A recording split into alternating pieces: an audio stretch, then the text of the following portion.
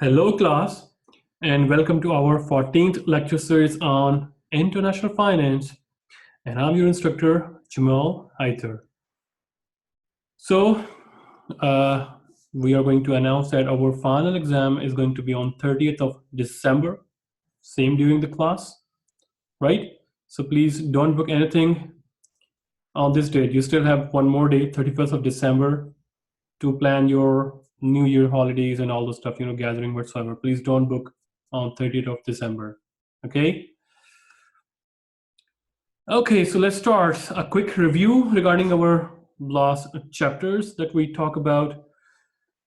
We talked about the arbitrage and interest rate parities.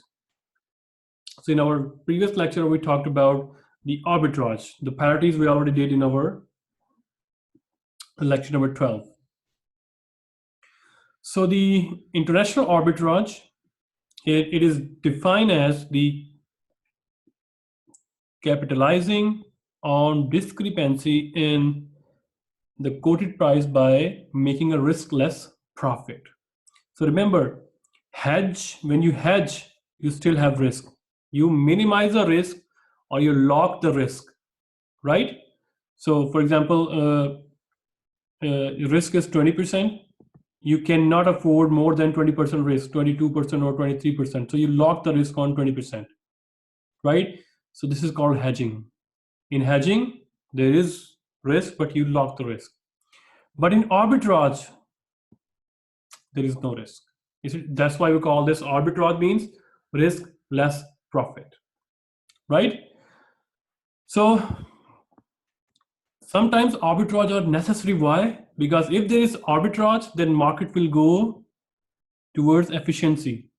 Why is that? Because then everyone start capitalizing on this risk-less profit. There is no risk. It's like a free profit. Everyone will do that.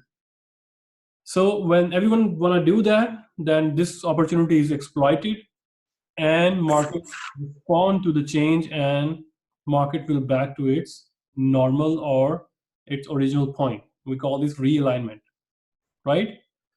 So there are three forms of arbitrage we talked about in our last lecture. Locational arbitrage, as its name implies.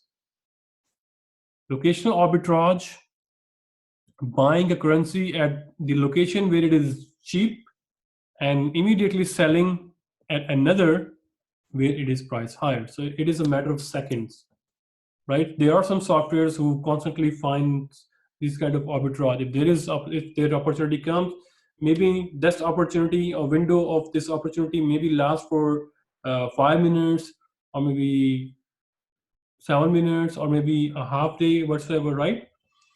So it's like a risk-less profit. So now question is, sir, then how much profit we can make? It depends on the reference amount.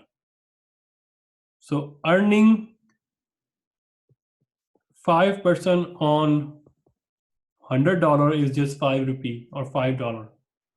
But look at that. If you increase the amount 1 million 5%, answer going to be 50,000. So in just a matter of seconds, you can earn 50,000. But remember, it depends on reference amount. The bigger the amount, the bigger the profit, right? Since it's a riskless profit, so people want to do millions of dollars to do that. Okay, it's cheaper here, so they just purchase in bulk 1 million, 2 million, 3 million dollars, and they purchase and immediately sell to the other party. That's it, right? So we talked about this example, and we found out that there are discrepancy in rates. Yes, see that. So how we can capitalize that? So remember, profit formula is buying low, sell high. So where you can buy low and you can sell high. So you can pause the video and recall that one. Or if you don't understand this one, please revert to our last lecture. I have explained this much over there extensively. And then we talked about in our earlier lecture, triangular arbitrage. So it means it involves three currencies. So normally we play with the discrepancies in cross exchange rate, right? So there's a market in exchange rate, and then we develop a cross exchange rate. So that would be the fundamental, because we find out through some formula, and we find out the cross rate should be like this, but in the market, the cross rate is different. Okay, there is a window of opportunity, right? So riskless profit you can earn, you can convert into second currency and then convert into third currency, right? So we call this triangular arbitrage. So we talked about this example. Just pause the video, try to recall. And the step one, we talked about dollar into British pound into Malaysian ringgit into dollars, and then we ended up earning profit. And then we talk about, in simple word, it's not like just one exchange rate. We would be given bid and ask prices. So we need to decide which rate we are buying and which rate we are selling, right? But remember, bid and ask is dealer's perspective, right? So many students confused regarding one thing. Let me explain here. So I think that would be a very nice if I explain that concept here. Now you will understand. So value of British pound in US dollar. So this is the price of 1.61. It is the price of British pound, right? If you already have British pound, in your pocket, so what rate gonna given to you, bid or ask? Because if you want to convert, if you want to sell your British pound, you have the British pound. Then you will sell, bid and ask is dealer's perspective, dealer will buy. So you will be given bid rate. And if you have dollars, you want to convert it into British pound. And you want to buy, because you have dollars, you want to buy pounds. So we'll go to the dealer and you will ask that, please, I want to buy pounds. So he will give you ask rate, right? So please be very careful regarding these two. These two, concepts are very small and negligible, but it does have impact on your solution, right? So if you don't have the currency, you would be given ask rate, because then the dealer will sell you. And you already have the currency, then you will be given bid rate, because you want to sell the currency to the dealer. And remember, bid ask is dealer's perspective or seller's perspective or agent's perspective. They want to buy from us, they want to sell to us. That's it. So this is how we devise it. And remember that one, when we use bid and ask spread, then we have a decreased profit. Why? Because of this transaction cost, because of this bid ask spread. And earlier we have talked about in interest rate parities, we covered this covered interest arbitrage. So since we are talking about arbitrages here, so we are just recalling it, having a review of covered interest arbitrage. So covered, right? It means our position is covered. We are covering our risk. We are playing with the interest rate arbitrage. We are playing with the interest rate between two countries, but we are covering our risk through forward contract, right? So playing or capitalizing on the interest rate between two countries while covering your interest rate risk through forward rate. So there are going to be two parts. First, you play with the interest rate, you invest over there, plus you covered your risk, hedging the position against interest rate risk. So I have a question here.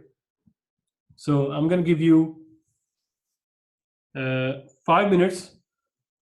I think instead we make a breakout room so that you can discuss and then come up with the solution here. So please take a picture while I am creating the breakout room. So I have created 3 breakout rooms. Please accept.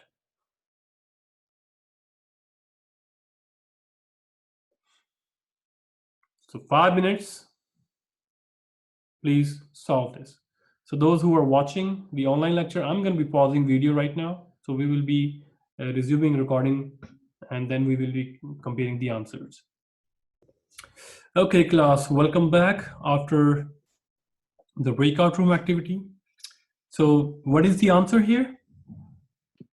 B. B. Everybody B? Yes. Yes. Well done. So how did you do that? First, we convert this 1 million at the rate of 0.6 and we get the Swiss franc, and then we invest Swiss franc with 7%, and then we convert back onto our forward rate, 0.63, and then we find out, okay, return is 12.35%, right? Now comparison. Okay, so comparison of arbitrage effects. So the threat of locational arbitrage ensures that quoted exchange rates are similar across banks in different locations, right? So if one bank is having a different bid-ask quoted spread, and the other bank is, quoting different bid-ask spread, so there is an opportunity and someone is capitalized on that. If bank is notified, they will be adjusting according to that one. So the threat of triangular arbitrage ensures that cross exchange rates are properly set, right? So the triangular arbitrage is that we are playing or we are profiting or we are capitalizing on cross exchange rate, right? So if there is a triangular arbitrage, so the market will realign itself and the market cross exchange rate will be equal to the fundamental cross exchange rate that we calculated here on the basis of the fundamentals of cross exchange rate. Plus, the threat of covered interest arbitrage ensures that forward exchange rates are properly set, right? So what we have learned from IRP and PPP, if an international Fisher effect, that if in